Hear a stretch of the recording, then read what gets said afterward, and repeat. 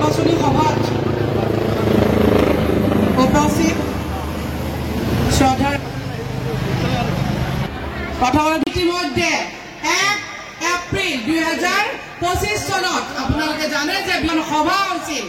সেই সভাখনত আমাৰ শ্ৰদ্ধাৰ মুখ্যমন্ত্ৰী ডক্টৰ হিমন্ত ৰায় ইতিমধ্যে 10,000 টকা প্ৰতি গৰাকী গোটৰ মহিলাক দিয়া আৰম্ভ কৰিছে, যাতে আমাৰ মহিলাসকলৰ উদ্যমী মহিলাসকলে যাতে তেওঁলোকে এই 10,000 টকাৰে তেওঁলোকে কোনোবাই ছাগলী পুহিব, কোনোবাই গাই গৰু পুহিব, কোনোবাই গাহৰি পালন কৰিব, কোনোবাই কুকুৰা পুহিব, কোনোবাই তাঁতশাল লগাব। ঠিক তেনেকৈ তেওঁলোকে যাতে আৰু বেছি উদ্যমিতাৰ দিশে তেওঁলোক আগবাঢ়ি যাব পাৰে লৈছে।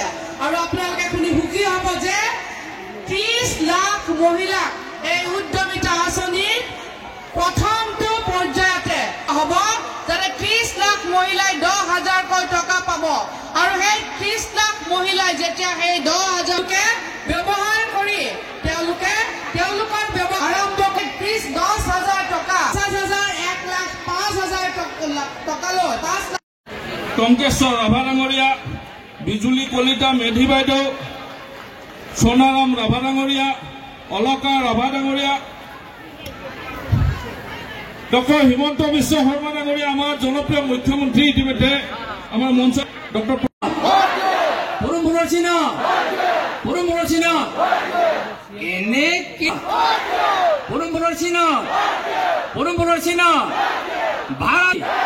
भारत माता की हिमন্ত বিশ্ব শৰ্মা थैंक यू।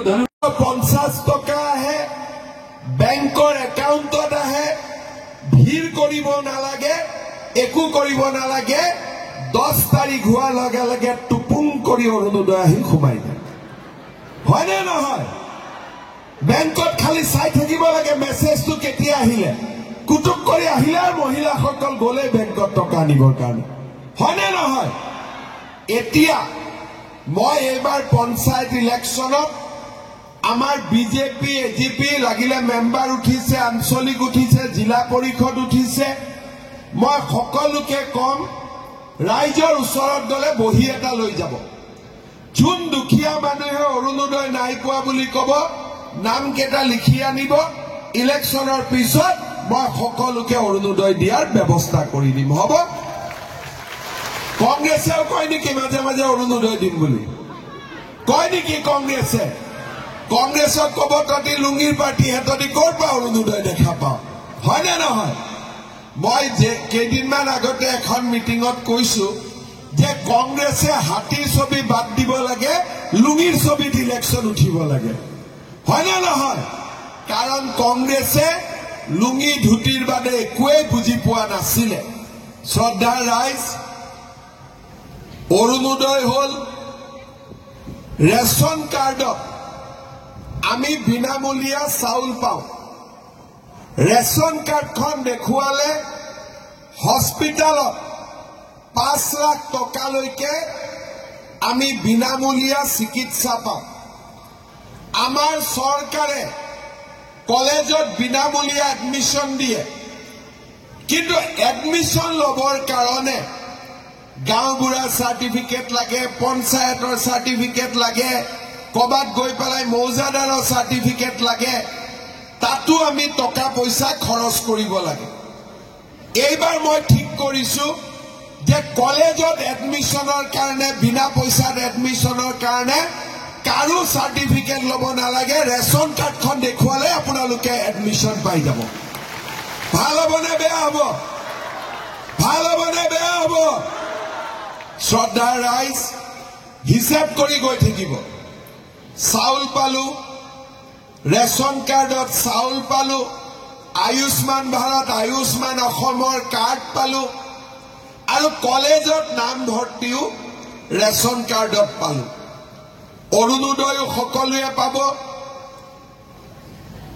যোৱাবাৰ মই যেতিয়া ইলেকশ্যনত আহিছিলো গোৱালপাৰাত, তেতিয়া মই ৰাইজক সুধিছিলো যে প্ৰধানমন্ত্ৰী আৱাস যোজনাৰ ঘৰ পাবৰ কাৰণে জিঅ' টেগিং কৰিবৰ কাৰণে টকা দিব লাগে নেকি? তেতিয়া আপোনালোকে হাত দাঙিছিল যে হয় টকা দিব লাগে। এইবাৰ আমি নতুন জিঅ' টেগিঙৰ ব্যৱস্থা কৰিছো। আমাৰ জীৱিকা সখী বাইদেউবিলাকক এইবাৰ জিঅ' টেগিং কৰিবৰ কাৰণে আমি লগাই দিছো। কোনোবাই টকা লৈছে নেকি? এইবাৰ সঁচা কথা কওক, লৈছে নেকি? আৰু এটা মই নতুন নিয়ম কৰি দিছো, আপোনালোকে বুজি ল'ব, কাৰণ সকলোকে ঘৰ লাগে। লাগে না নাই ঘৰ? কাক কাক নালাগে হাত দাঙকচোন। নালাগে কেইজনে হাত দাঙক। অকল বাইদেউ ঘৰ নালাগে না? বাইদেউ নালাগে কোনো নাই? ঠিক আছে, লাগা কেইজনে হাত দাঙক। এতিয়া লাগাবিলাকে আচ্ছা, চবকে ঘৰ লাগে। এতিয়া মোৰ কথাখিনি বুজি লওক। জীৱিকা সখী বাইদেউসকল গ'ল, জিঅ' টেগিং কৰিলে। কোনোবা বাদ পৰি যাব। 10 মে'ৰ পৰা 30 মে'লৈকে মই টিভিত আপোনালোকক বুজাই দিম। আমি নিজৰ জিঅ' টেগিং নিজে কৰি ল'ব পাৰিম, কাৰো ওচৰত যাব নালাগে। ভাল হ'বনে বেয়া হ'ব? নিজৰ জিঅ' টেগিং নিজে কৰিম। নিজেতো নিজৰ পৰা টকা নলয়, নেলব নেলব নিজৰ পৰা ল'ব নেকি কোনোবাই? বোলে এক হাতৰ পৰা ললো, এক হাতত ভৰাই দিলো। আমাৰ গভৰ্ণমেণ্ট অফিচবিলাকত আগতে এটা সাধু কথা আছিল। কিছুমান মানুহে টকা লৈ লৈ লৈ লৈ ইমান অভ্যাস হৈ গ'ল যে নিজৰ কাম এটা কৰিলেও নিজৰ টকাটোকে এখন পকেটৰ পৰা আন এখন পকেটত থৈ দিয়ে। তাৰমানে টকা লৈ লৈ এইবোৰ আগতে চিনেমাত দেখুৱাইছিল, আজিকালি নাই। যি নহওক, এতিয়া জিঅ' টেগিঙো, নিজৰ জিঅ' টেগিং আমি নিজে কৰিম। তাৰমানে অৰুণোদয় হ'ল, চাউল হ'ল, হস্পিটালৰ কাৰ্ড হ'ল, নামভৰ্তি হ'ল, আৰু আমাৰ জিঅ' টেগিঙো হ'ল। এতিয়া কি বাদ থাকিলে? ভাতো পালো, অৰুণোদয়ো পালো। কিবা কৰি যদি দালি, নিমখ, চেনিখিনিও পাই যাওঁ, বহুত ভাল হৈ যাব। হয় নে নহয়? সেইকাৰণে আমি সিদ্ধান্ত লৈছো যে 1 অক্টোবৰৰ পৰা, ডেটটো লিখি লওক, 1 অক্টোবৰৰ পৰা ৰেচন কাৰ্ডৰ দোকানত কম দামত আমি আপোনালোকক দালিও দিম, নিমখো দিম, চেনিও দিম। চাউল পালো, দালি বজাৰতকৈ 30 টকা কম দামত পাম, চেনি বজাৰতকৈ 30 টকা কম দামত পাম, নিমখ বজাৰতকৈ 10 টকা কম দামত পাম। অৰুণোদয়ো হ'ল, চাউলো হ'ল, দালি, তেল, নিমখো হ'ল, আৰু হেল্থৰ কাৰ্ডো পালো, জিঅ' টেগিঙো হ'ল, কলেজত বিনামূলীয়া নামভৰ্তিও হ'ল। আৰু কি লাগিব কওক? এতিয়া কি লাগিব কওক? আৰু আপোনালোকে কৈ দিয়ক, মই দি থৈ যাওঁ।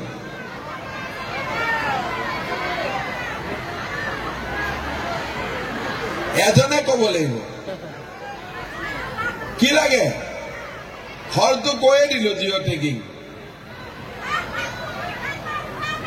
হা, লাখপতি এতিয়াই কৰি আছো ৰক। লাখপতি এইটোও কম ৰ'ব অলপ, এইটো লাষ্টত কম।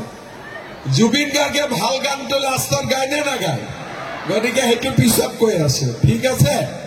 আৰু কি লাগে? লাখপতিটো লাগে, বুজিলো। আৰু কি লাগে? লাখপতি পালে হৈ যাব না আৰু কিবা লাগে? এতিয়া মই বুজাই দিছো কি লাগে। চাউল হ'ল, দালি হ'ল, নিমখ হ'ল, তেল হ'ল। যদি এতিয়া গেছৰ চিলিণ্ডাৰটো কম দামত পাই যাওঁ, মহিলাৰ বহুত কাম হৈ যাব। হয় নে নহয়? ক'বও নাজানা, এতিয়ালৈকে ক'বই পৰা নাই।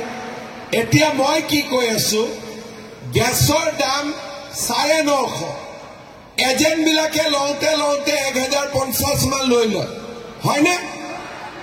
এইবাৰ মই নিয়ম কৰিছো, 1 অক্টোবৰৰ পৰা এটা গেছৰ চিলিণ্ডাৰ আমি আপোনালোকক 650 টকাত দিম। ভাল হ'ব নে বেয়া হ'ব? উজ্জ্বলা গেছ কাৰ কাৰ আছে?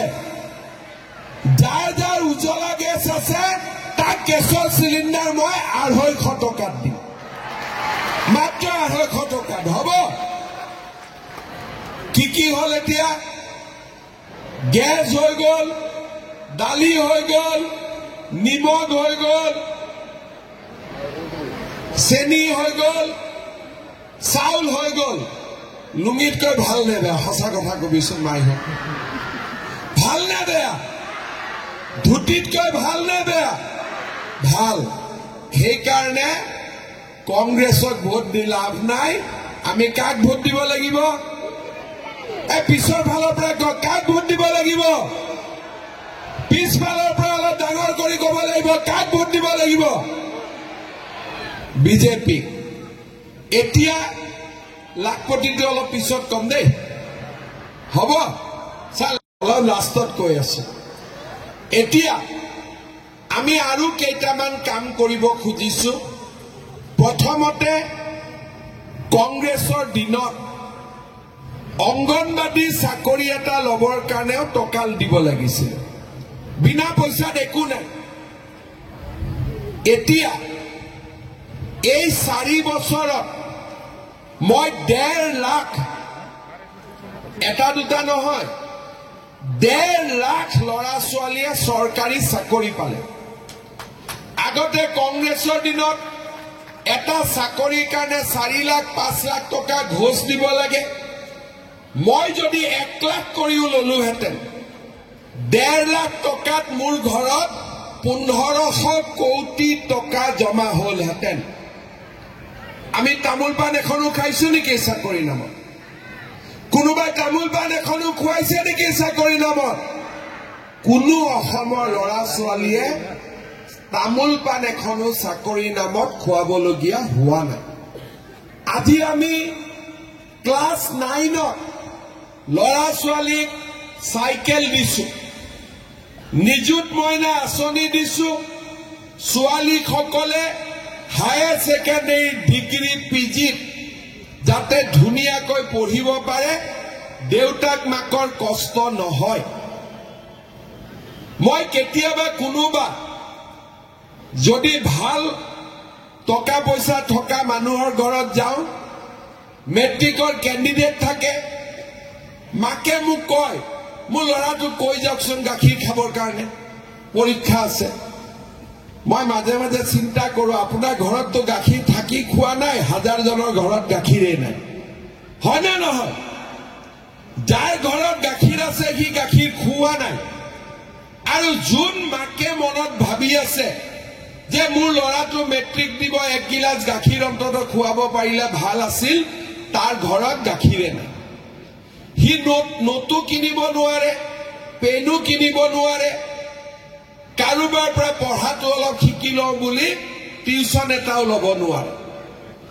এইবাৰ মই কি কৰিছো, যিমান মেট্ৰিকৰ কেণ্ডিডেট হ'ব, প্ৰত্যেকটো মেট্ৰিকৰ কেণ্ডিডেটৰ বেংক একাউণ্টত মই 300 টকাকৈ প্ৰত্যেক মাহত, যাতে অন্তত ল'ৰা ছোৱালীজনে ভাল কৰি গাখীৰ এগিলাচ খাব পাৰে, কিতাপ পত্ৰ কিনিব পাৰে, পঢ়া শুনা কৰিব পাৰে। ক্লাছ 9ত চাইকেল হ'ল, নিযুত মইনা হ'ল, মেট্ৰিক কেণ্ডিডেটে মাহত 300 টকা পালে। যিবিলাক ল'ৰা ছোৱালীয়ে ডিগ্ৰী পাছ কৰে, ডিগ্ৰী পাছ কৰাৰ পিছত দেউতাক মাকক পইচা খুজিব লাজ কৰে। ডিগ্ৰী পাছ কৰিলো আৰু কিমান দেউতা মাক খুজিব?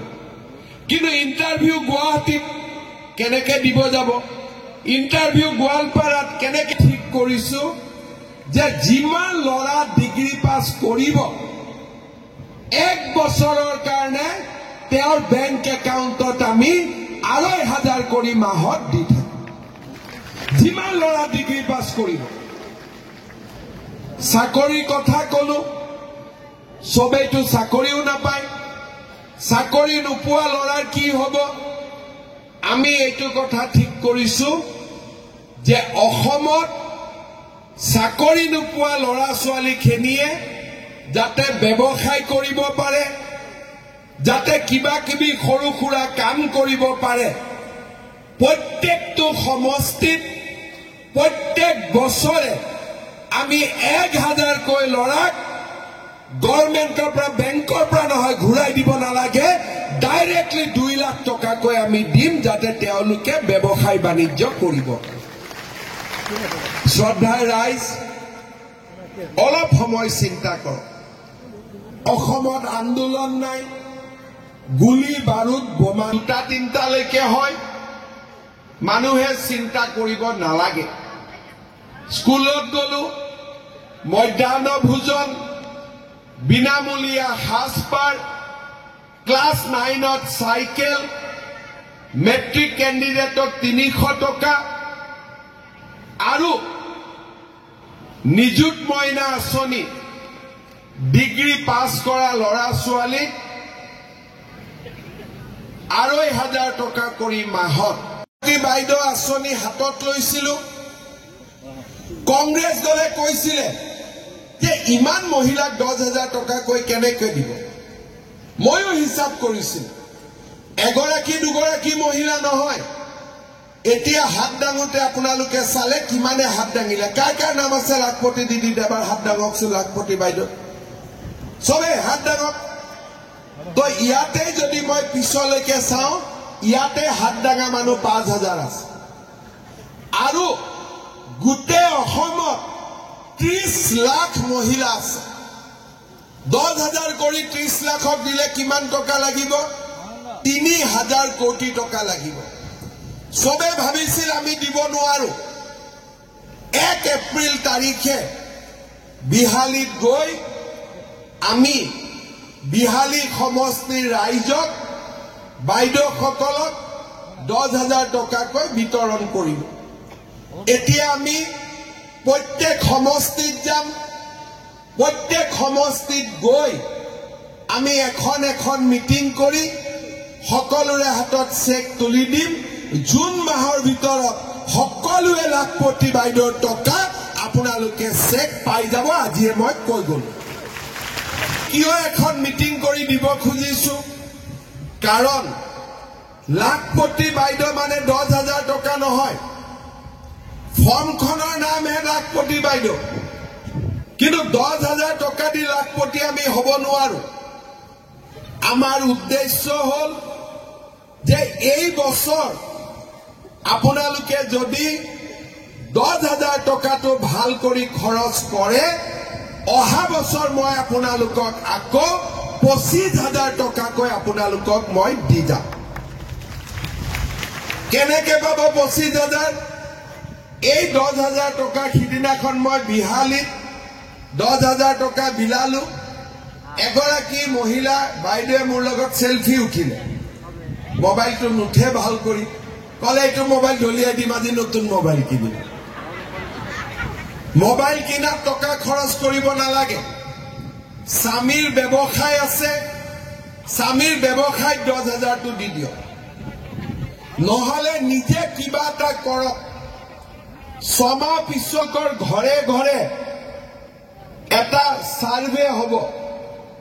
যিসকলে 10,000 টকাটো ভাল কৰি খৰচ কৰিব, দ্বিতীয় বছৰত আমি তেওঁলোকক 25,000 টকা দিম, আৰু তৃতীয় বছৰত আমি তেওঁলোকক 50,000 টকাকৈ দিম। এইটোৱে হৈছে পুৰা আঁচনি। 10,000 টকাৰ আঁচনি নহয়, 10,000 টকাটো হ'ল আৰম্ভণি। 30 লাখ মহিলাৰ ভিতৰত যদি 10 লাখেও 50,000লৈকে যাব পাৰে, অসমত আমি 10 লাখ লাখপতি বাইদেউ পাই যাম।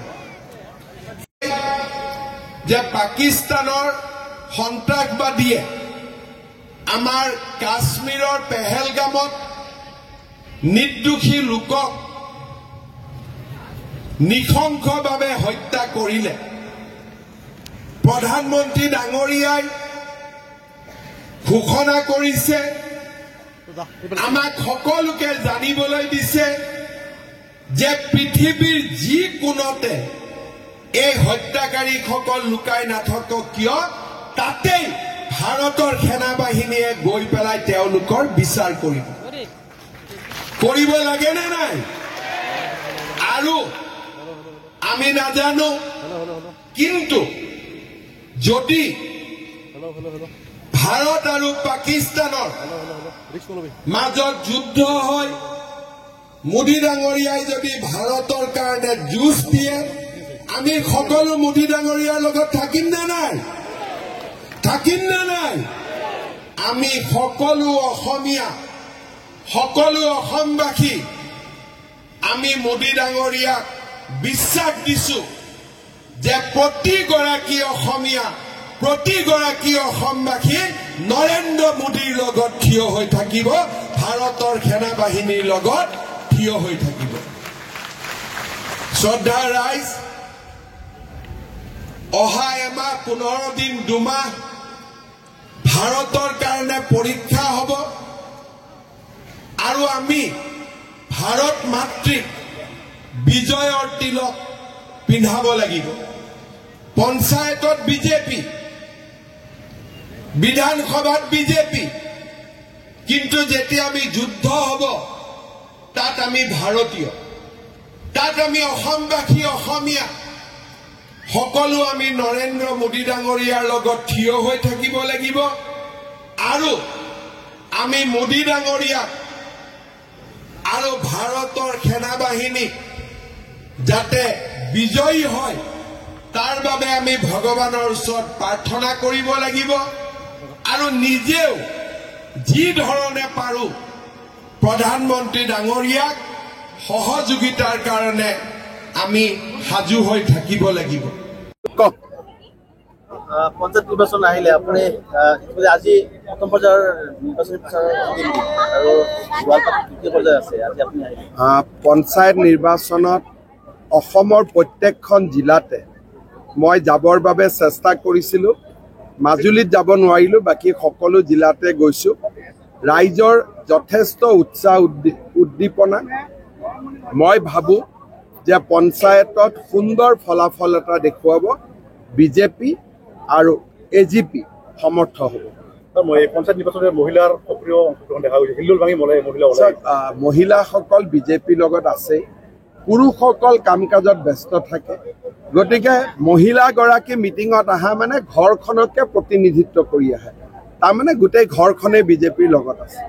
আপুনি কংগ্ৰেছৰ যিটো 5টা আঁচনিৰ কথা উল্লেখ কৰি সেইটো সভাই সমিতিয়ে সমালোচনা কৰি আছে প্ৰতিটো সময়ত। চাওক, এইটোতো মই সঁচাৰ ওপৰত কৈছোঁ। কংগ্ৰেছে লুঙি বিলাইছিল, ধুতি বিলাইছিল, সূতা বিলাইছিল, আঁঠুৱা বিলাইছিল আৰু কম্বল বিলাইছিল। তাৰ বাদেতো একোৱে কৰা নাছিলে। এইটোতো মই সঁচাৰ ওপৰত কৈ আছোঁ, মইতো এটাও মিছা কথা কোৱা নাই। আৰু দিয়াটো দিয়া বুলিহে কৈছোঁ, নাই দিয়া বুলিতো কোৱা নাই। লুঙিটো দিয়া বুলিহে কৈছোঁ, নাই দিয়া বুলিতো কোৱা নাই। সংবেদনশীল জিলা হিচাপে আপুনি প্ৰথমে কৈছে যে গোৱালপাৰা এখন সংবেদনশীল জিলা। গোৱালপাৰা এখন সংবেদনশীল জিলা। বিজেপি চৰকাৰ থাকিলে চব শান্তিত থাকিব। আজি বিজেপি থকাৰ কাৰণে সাম্প্ৰদায়িক সংঘৰ্ষ নাই, জনজাতীয় অজনজাতীয়ৰ মাজত বিভাজন নাই, অসমীয়া ভাষী বঙালী ভাষী হিন্দী ভাষীৰ মাজত কাজিয়া নাই। বিজেপি যেতিয়ালৈকে থাকিব অসমত সুন্দৰ শান্তি আৰু সমৃদ্ধিৰ সম্প্ৰীতি সমন্বয়ৰ এটা পৰিৱেশ থাকে।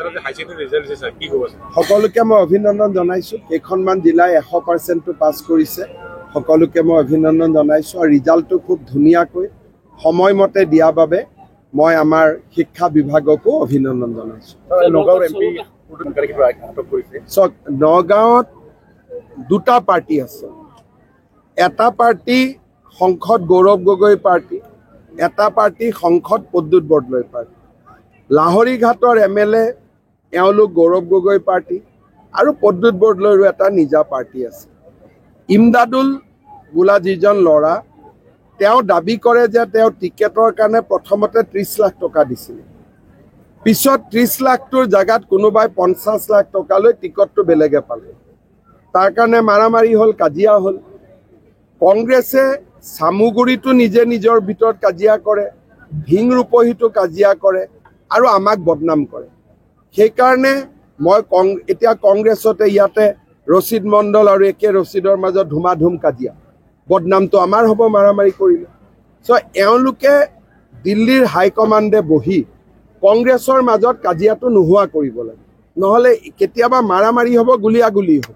পূৰ্বৰ পৰাই আচলতে দেখিবলৈ পোৱা গৈছে প্ৰতিটো নিৰ্বাচনতে কংগ্ৰেছৰ আচলতে জিলা পৰিষদ এইবাৰ আপুনি এইবাৰ চাওক আমিতো দুটাত জিকিলোৱে গতিকে মোৰ মতেদি গোৱালপাৰাত আমি সুন্দৰভাৱে এইবাৰ জিলা পৰিষদ গঠন কৰিম বেছি কষ্ট নহয় কংগ্ৰেছৰ কেইবাগৰাকী বিধায়ক কংগ্ৰেছৰ সেই নিৰ্বাচনী প্ৰচাৰ চলাই ভিতৰে এজিপি বা বিজেপি মই আপোনালোকক ক'লো নাই যে কংগ্ৰেছ দলটোৰ ভিতৰত এতিয়া ইমান কাজিয়া মোৰ নিজৰে চিন্তা হয় তেওঁলোকে কেতিয়াবা মাৰা মাৰি গুলীয়া গুলি চুৰি কটা কাটিলৈকে যাব আৰু মানুহে আমাক বদনাম কৰিব সেইকাৰণে মই কংগ্ৰেছ দলক অনুৰোধ কৰিম যে নিজৰ ভিতৰত কাজিয়াবোৰ যাতে শেষ কৰে আমাৰ বিজেপিতো কেতিয়াও কাজিয়া পেচাল নালাগে এওঁলোকৰ কাজিয়া পেচালবোৰ মাৰা মাৰিলৈকে গুচি যায় আমি বহি থাকোঁতে এটা নিউজ পালোঁ আপুনি বাৰ ৰেজিষ্ট্ৰেশ্যন কৰা চাওক হাইকোৰ্টৰ বিল্ডিংটো মই নতুনকৈ বনাব লাগিব বাৰে ভাবে যে বনাব নালাগে গতিকে মই বাৰৰ লগত যিহেতু একমত হ'ব নোৱাৰোঁ আৰু চৰকাৰৰ মুখ্যমন্ত্ৰী হিচাপে মই চৰকাৰৰ কাম কৰিব লাগিব সেইকাৰণে য'ত কনফ্লিক্ট অফ ইণ্টাৰেষ্ট থাকে তাত থাকিব নালাগে মানুহ গৌৰৱ গগৈ কিন্তু আপোনাৰ প্ৰশ্নৰ উত্তৰ দিয়া নাই আজিলৈকে ক'ৰ পৰা উত্তৰ দিব মোৰ এটা ডাঙৰ প্ৰশ্ন এইটোৱেই যে বাকীটো চব তেওঁৰ ওপৰত এৰিলোঁ এটাই তেখেতক হাতযোৰ কৰি অনুৰোধ কৰিম যাতে তৰুণ গগৈ নাতিনীয়েক কেইটাক অসমীয়া হৈ থাকিব দিয়ে মই গৌৰৱ গগৈক হাতযোৰ কৰি অনুৰোধ কৰিছোঁ আপুনি উল্লেখ যাতে তৰুণ গগৈ নাতিনীয়েক দুইটাকে অসমীয়া আৰু ভাৰতীয় হৈ থাকিব দিয়ে খবৰ যিবিলাক পাই আছোঁ অলপ অদ্ভুত খবৰ পাই আছোঁ কিন্তু মই ভগৱানৰ ওচৰত প্ৰাৰ্থনা কৰিম যাতে গৌৰৱ গগৈয়ে এবাৰ সাংবাদিকক কৈ দিয়ক যে মোৰ ল'ৰা ছোৱালী দুইটাই ভাৰতীয় দুইটাই অসমীয়া মুখ্যমন্ত্ৰী এইবোৰ ভুল কথা কৈছে মুখ্যমন্ত্ৰীক মই বেয়া পাইছোঁ মুখ্যমন্ত্ৰী বেয়া মানুহ তেওঁ কোৱা কথাবোৰ মিছা এক আষাৰ কৈ দিলেই মই অসমীয়া হিচাপে আনন্দ পাম লাগিলে ময়ে ভুল প্ৰমাণ হ'ম পাকিস্তানক সমৰ্থন কৰা আৰু ইমানলৈকে মই যাব খোজা নাই মই খালি এইটো পইণ্ট কৈছোঁ বাকী যিসকলে পাকিস্তানক সমৰ্থন কৰিব বৰ্তমানটো জেলত গৈছে তাতকৈ কিবা কিবি হ'ব পাৰে গোৱালপাৰাটো আছে দুজনমান নহয় তাতকৈ বেলেগ কিবা কিবি হ'ব পাৰে সেইকাৰণে অসমত এইবিলাক নকৰাই ভাল পাকিস্তানক সমৰ্থন কৰিলে জেলত গৈছে জেলৰ পৰা ওলোৱাৰ পিছত পাব্লিকেও হাতত লৈ ল'ব সেইকাৰণে তেওঁলোক সাৱধানে থকা ভাল অখিল গগৈ ডাঙৰীয়াই পেপাৰত হেডলাইন ল'বৰ কাৰণে এইবিলাক কৈ থাকে আৰু মই যদি তেওঁৰ ওপৰত কমেণ্ট দিওঁ ক'ৰবাত দুটা এটা তেওঁৰ ভোট বাঢ়ি যাব গতিকে তেওঁক একেদিন ইগন'ৰ কৰি থকাটো ভাল বিৰোধী ঐক্যমঞ্চৰ মাজত ফাট মিলিছে এতিয়া এইটো ঐক্য মঞ্চ নাই ক'ৰ পৰা ঐক্য মঞ্চটো আছে নিজৰ বিৰোধী বাদ দিয়ক কংগ্ৰেছৰ নিজৰ ভিতৰতে মাৰামাৰি দেখোন বিৰোধীটোতো নেক্সট পৰ্যায়ত আহিব নিজৰ ভিতৰতে মাৰামাৰি